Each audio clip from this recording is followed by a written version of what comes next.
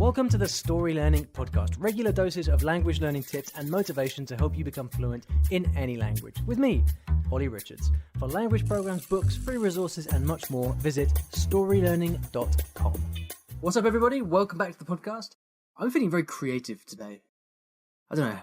I for me, creativity is like, when I don't do something creative, or I don't have a creative streak going on in my life, I feel so suffocated. Are you like that as well? Do you guys have like a need to create and make things? I feel this all the time. I think that's why I love doing the podcast, because it's just so great to be able to just produce stuff and talk about things I want to talk about.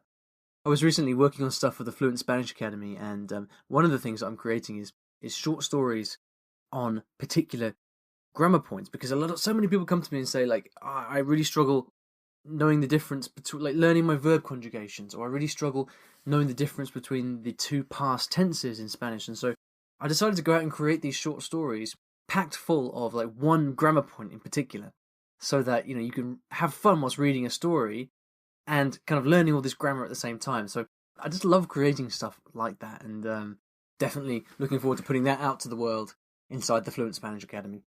Now, without any further ado, let's dive into today's question, a great one from Wilbert. Hey Olly, this is Wilbert from the Netherlands. I've been studying Portuguese for about a year now, and I just recently discovered your podcast, and I just wanted to congratulate you on how wonderful a podcast it is. Now, my question is about vocabulary. So far I've been using flashcards a lot, and usually I translate from Dutch to Portuguese. So I see the Dutch word and I know the Portuguese word for it. Now, sometimes I'm wondering whether it would be actually better to do it the other way around. So have the Portuguese word and then see the translation into Dutch, or learn the Dutch translation. I assume it more or less depends on whether you're more interested in speaking instead of reading, for example. So I was just wondering whether you found any advantages or disadvantages from one over the other. So learning it from your mother tongue to your target language, or vice versa. Thanks a lot for a great podcast, and keep up the good work. Bye. Hey Wilbert, thank you very much for your question, and thanks for the kind words as well. I really appreciate it. It's always great to hear that people are enjoying the podcast. It's motivating for me apart from anything else. Now, back in episode 82, I released an episode called The Truth About Flashcards, and a lot of you guys really resonated with that, I think, because I talked directly about a lot of the myths and a lot of the criticisms as well that surround flashcards, and I go into more depth about how I use them and why I think they're useful. So definitely go back and check out episode 82, because there are lots of people who hate flashcards and don't like them, but I think that if you use them properly, they can be a very, very useful, very effective learning resource as well. Now, Wilbert, your specific question is, should you display the foreign word first, or should you display the word in your mother tongue first? That's the question. And the first thing you asked is, well, does it help reading? Is it, if my aim is to read, should I display the second flashcard, the foreign word first?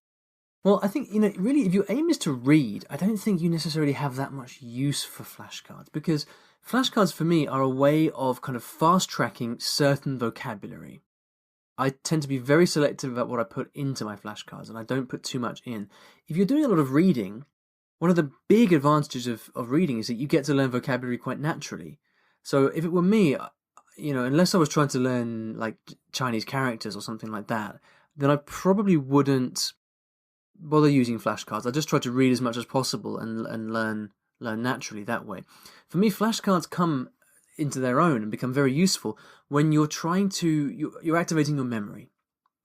And this is the key, because when you display the foreign word first, it's not really a test of your memory as such. Because after you've been over that card a few times, really the test is, well, can you recognize it when you display it? So if I'm trying to learn, if I'm learning Japanese and this Japanese word flashes up, I don't necessarily have to kind of remember it, recall it straight away.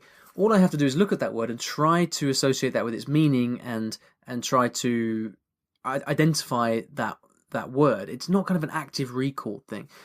And so that's why if on your flashcard decks you always display the foreign word first, you probably find that you can memorize those decks fairly quickly. Now, my view on this is that it's not it's like doesn't help you all that much because it's just not that hard, really. What really makes a difference is when you display the English side first or your mother tongue first. Because then what you've got to do is, like, you've got no support whatsoever then. And this is the ultimate test, right?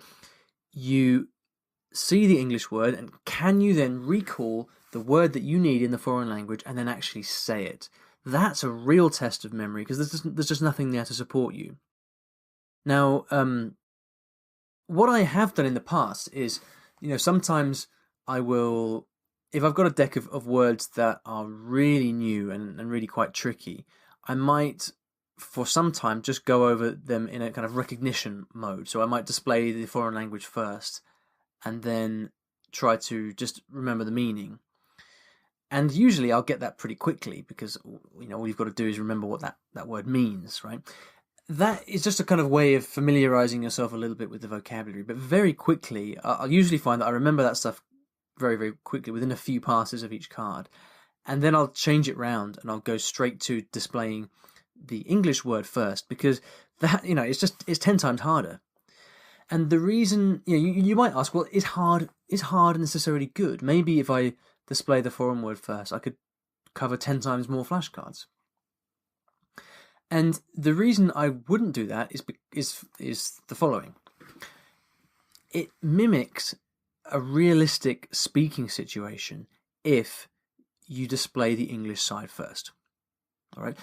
Think about it. If I'm in Japan and I'm speaking to a Japanese person and I want to say the word for, I don't know, the Department of Arts and Science or whatever it is, which happens to be a word that I remember in Japanese, Monbukagakusho. I don't know why I remember that. Well, I used to work with them actually, so that's probably why. Now, what happens is, in English, I'm thinking, right, I have to say the word for the Department of Art or whatever. And the process goes, think of the word I need to say, and then remember the Japanese word. So what I want to do, in order to prepare myself for speaking, I want to mimic that process as much as possible, which is why with the flashcards, when I'm studying on my own, what I'll do is display the English word and then force myself to try to remember that word in the foreign language. It's much more of a test. It requires much more brain power. And I think because of the brain power involved, you're ultimately much more likely to remember it. All right, so that's my view. I think it's pretty straightforward. The same goes with phrases, by the way. I know I often talk about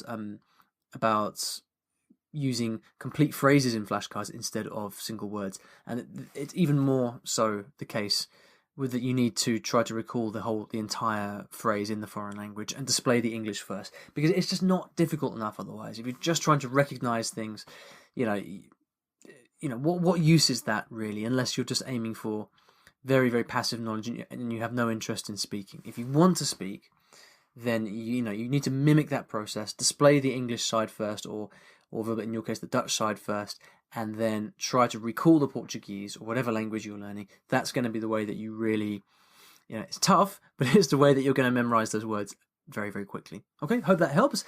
If you would like to ask me a question, please go to iwillteachyoualanguage.com/ask. You can do that right now from your phone, from your computer. You could borrow someone else's phone and do it as well. Why not? All for the sake of a question, right? And then you can leave me a question there. Anything about language learning that you'd like answered, any questions or doubts you have, I'm very happy to answer them for you. And flashcards, I've actually written a book about flashcards that describes my complete method for using flashcards. It's the method I've developed over many, many years to organize, how to input the vocabulary, what vocabulary to choose, the way to set up your flashcards, the best way to revise so that you remember everything and that you don't forget it. It's a very short guide. It's called Make Words Stick. And if you'd like to check that out, you can go to iwillteachyoualanguage.com/make words stick. I'll also put a link to this in the show notes of the episode today, which will be at iwillteachyoualanguage.com/episode 105. Thank you very much for listening, and I'll see you in the next episode of the podcast.